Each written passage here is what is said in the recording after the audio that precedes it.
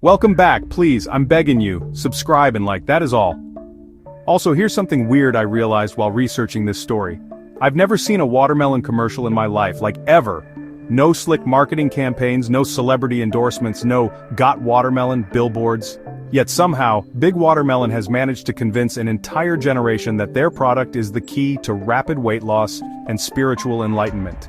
Okay, maybe Big Watermelon isn't really pulling the strings here, though honestly at this point I wouldn't be surprised if there's some shadowy watermelon lobby orchestrating TikTok trends from a secret facility in Georgia. But the fact remains, we've collectively decided that eating nothing but this striped green orb for days on end is somehow a brilliant health strategy. It all started when I watched my normally rational friend Emma announce she was doing a watermelon reset, because some influencer promised it would cleanse her aura and reset her metabolism. Watching someone I respect fall for what seemed like obvious pseudoscience sent me down a research rabbit hole that lasted 3 weeks and completely changed how I think about our relationship with so-called healthy foods. That's when my curiosity kicked in. Not because I wanted to try it myself, but because I couldn't wrap my head around why we keep gravitating toward these extreme approaches to health. So I went down my own rabbit hole, spending 3 weeks researching everything I could find about this trend. What I discovered changed how I think about both fad diets and the fruits we put on pedestals. The whole thing apparently started gaining steam in 2022, after Gabby Butler from Netflix's Cheer mentioned doing a 3-day watermelon cleanse on the show. She said it helped her flush out anything sitting in her stomach, and before you know it, thousands of people were adopting this extreme approach based on one person's anecdotal experience. It's basically the perfect example of how wellness advice spreads in 2025. Reality TV personality shares something, social media amplifies it, and suddenly it's a thing. The mechanics are deceptively simple. Eat only watermelon for 3 to 7 days. Some people have reportedly done it for up to 30 days, which honestly sounds like torture to me. You're basically eating the equivalent of one large watermelon each day, which is a staggering amount when you really think about it. But here's where my research took an unexpected turn. I started digging into watermelon's actual nutritional profile, expecting to find some hidden superfood qualities that might justify the hype. Instead, what I found was pretty sobering. Watermelon is essentially sugar water with a few vitamins thrown in. Sure, it has some vitamin C and a bit of vitamin A, but when you look at the bigger picture, you're consuming mostly empty calories. A cup of watermelon has about 12 grams of sugar and very little protein, healthy fats, or substantial nutrients. It's basically nature's version of candy. It tastes good and provides quick energy, but it's not the nutritional powerhouse people seem to think it is. When I ran the numbers on eating nothing but watermelon, the picture got even bleaker. If you ate an entire watermelon, nearly 10 pounds of fruit, you'd only get about 27 grams of protein and 7 grams of fat. For context, adults need at least 56 grams of protein daily and 35 grams of fat. You're essentially running your body on sugar and water while starving it of the macronutrients it actually needs to function. This got me thinking about why we keep elevating certain foods to superfood status when the science doesn't really support it. Watermelon has become this symbol of healthy eating, probably because it's natural and low in calories. But low calorie doesn't automatically mean nutritious. It just means there's not much substance there. What really happens when you go watermelon only is pretty predictable once you understand the nutritional void you're creating. You'll probably lose weight in the first few days, but it's mostly water weight and potentially muscle mass, not the fat loss most people are actually after. Your body starts breaking down muscle tissue to get the protein it desperately needs, which is basically the opposite of what anyone wants. The physical symptoms aren't pretty either.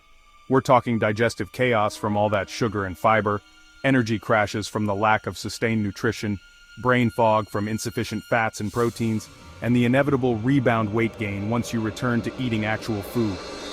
Your body is basically screaming for real nutrition while you're feeding it fruit sugar. What struck me most during this research was how we've been conditioned to see fruits like watermelon as automatically healthy, when really they're just better options than processed junk food. That doesn't make them nutritional powerhouses, it just makes them less harmful than a candy bar.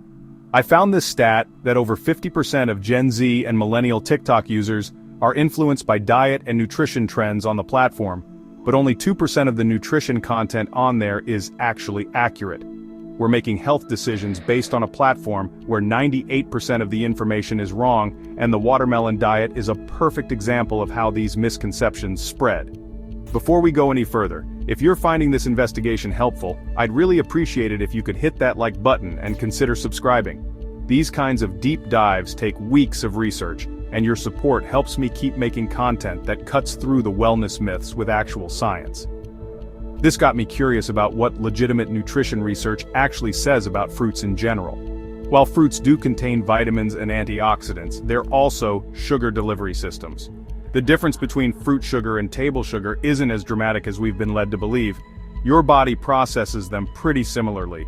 The fiber in fruit slows absorption slightly, but we're still talking about sugar. The more I dug into this, the more I realized that our relationship with fruit has become weirdly romanticized. We treat it like it's somehow exempt from normal nutritional principles when really eating massive amounts of any single food, even fruit, is nutritionally problematic. Real nutrition isn't about finding magical foods or extreme elimination protocols. It's about understanding that your body needs a diverse range of nutrients from various sources. When you look at the research on healthy populations, they're not eating mono diets of any single food. They're eating varied diets with adequate protein, healthy fats, and yes, some carbohydrates, but not exclusively from sugar-heavy fruits. Joe Rogan talks about this stuff occasionally on his podcast, particularly around carnivore diets and the problems with fruit-heavy approaches.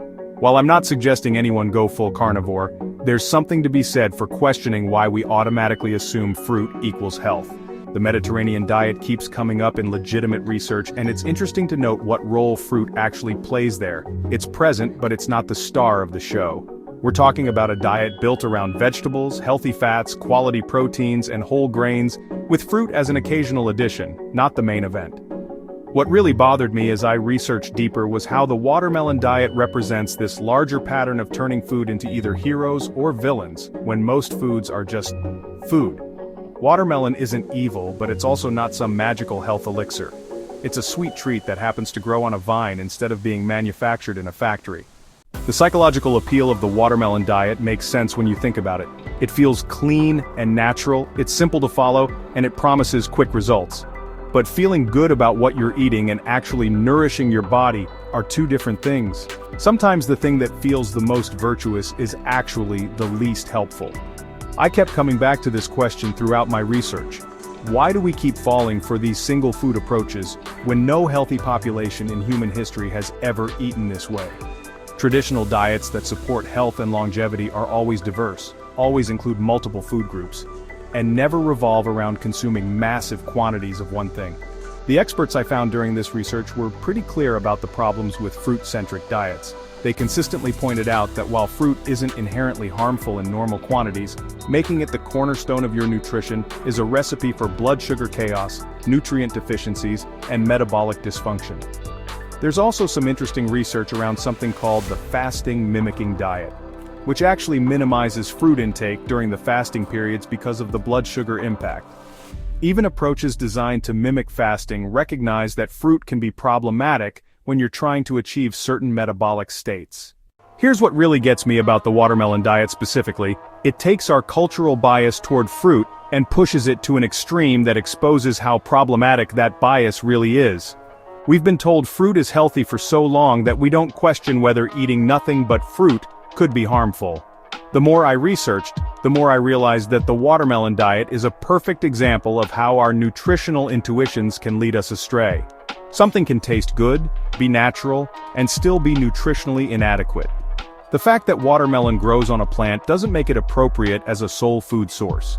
What I've learned from this deep dive is that real nutrition is about understanding trade-offs and priorities. If you want to lose weight, feel energetic, and maintain muscle mass, you need adequate protein and healthy fats, things that watermelon simply can't provide, no matter how much of it you eat.